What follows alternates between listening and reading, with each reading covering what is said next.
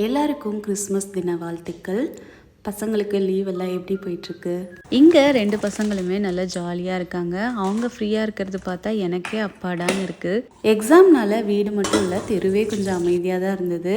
இப்போ 2 நாளாக தான் பசங்கள்லாம் விளையாட ஆரம்பிச்சிருக்காங்க. மசாலாலாம் தனித்தனி பாட்டில்ஸில் இருக்கிறதுனால இடம் அடைக்கிற மாதிரியே இருந்தது. அதனால 5 பெட்டி ஆர்டர் பண்ணியிருந்தேன். மீஷோவில் தான், பட் சூப்பர் குவாலிட்டியாகவே இருக்குது. இந்த கீரை பேர் தும்பக்கீரை. நான் ஃபஸ்ட் டைம் ட்ரை பண்ணுறேன். ரொம்ப டேஸ்ட்டாக இருந்தது. கீரை விற்கிற அக்கா கிட்டேயே இது எப்படி பண்ணணும்னு கேட்டுட்டு வந்தேன். வெங்காயம், தக்காளி, பூண்டு, வரமிளகா, கொஞ்சோண்டு புளி போட்டு செய்கிறது தான் அப்படின்னாங்க. அதே மாதிரி செஞ்சுருந்தேன். ரொம்ப டேஸ்ட்டாகவே வந்திருந்தது. பெருங்காயம் நம்ம டெய்லி ஃபுட்டில் சேர்ப்போம், ஆனால் அதில் மைதா சேர்த்துருக்காங்க அப்படின்றது எனக்கு இது நாள் வரைக்கும் தெரியாது. இன்ஸ்டாவில் ஒரு வீடியோவை பார்க்கும்போது தான் எனக்கு தெரிஞ்சது. அதில் போய் எதுக்கு மைதாவை கலந்து வச்சுருக்காங்கன்னு நிஜமாக புரியல. ஏமாத்துறவங்க இருக்க தான் செய்வாங்க, நம்ம தான் ஏமாறாமல் கவனமாக இருக்கணும்.